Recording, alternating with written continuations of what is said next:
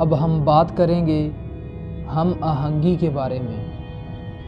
ایک شخص کاملیت کا حامل ہو سکتا ہے اگر اس کے قول و فعل میں تضاد نہ ہو۔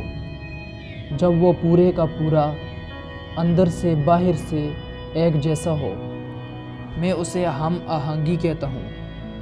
اور یہ تعمیل نہیں بلکہ ہم آہنگی ہے جو آخر کار معتبری اور اعتماد پیدا کرتی ہے۔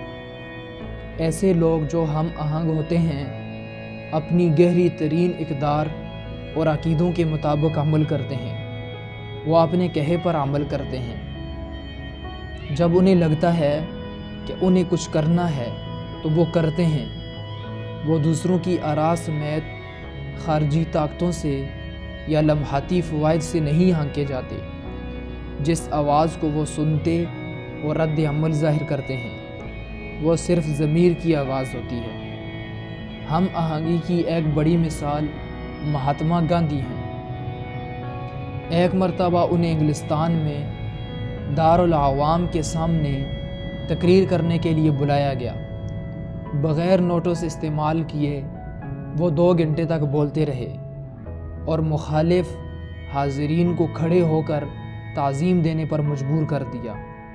ان کی تقریر کو سن کر کچھ صحافیوں نے ان کے سیکرٹری ماؤتھو دیسائی سے رابطہ کیا اور گاندھی کے بغیر کوئی لکھی ہوئی چیز استعمال کیے اتنی دیر تک حاضرین کو مبہوت کر دینے پر تشکیک کا اظہار کیا۔ دیسائی نے جواب دیا، گاندھی جو سوچتے ہیں، جو محسوس کرتے ہیں، جو کہتے ہیں اور جو کرتے ہیں وہ سب ایک جیسا ہے۔ انہیں لکھی ہوئی چیز کی ضرورت نہیں۔ میں اور آپ، ہم سوچتے ایک چیز ہیں، محسوس دوسری کرتے ہیں، کہتے تیسری ہیں اور کرتے چوتھی ہیں۔ لہٰذا ہمیں لکھی ہوئی چیزوں کی ضرورت ہوتی ہے تاکہ ہم اصل موضوع پر قائم رہ سکیں۔ اس طرح کے اصولوں کی طاقت کے بل بوتے پر اور لوگوں کے ساتھ مکمل ہم آہنگی کے ساتھ رہنے سے گاندھی نہ صرف ہندوستان بلکہ پوری دنیا میں حیرت انگیز مثبت نتائج پیدا کرنے کے قابل ہوئے ہیں۔ اس حقیقت سے قطع نظر کہ انہوں نے کبھی کوئی عوامی دفتر نہیں سنبھالا اور نہ ہی کسی لیڈرشپ پوزیشن میں رہے۔ جب آپ اپنے عقائد اور اصولوں سے اندرونی ہم آہنگی کا استقلال سے مظاہرہ کرتے ہیں تو آپ پیشہ ورانہ اور ذاتی دونوں طرح کی تعلقات میں اعتماد کو متاثر کرتے ہیں۔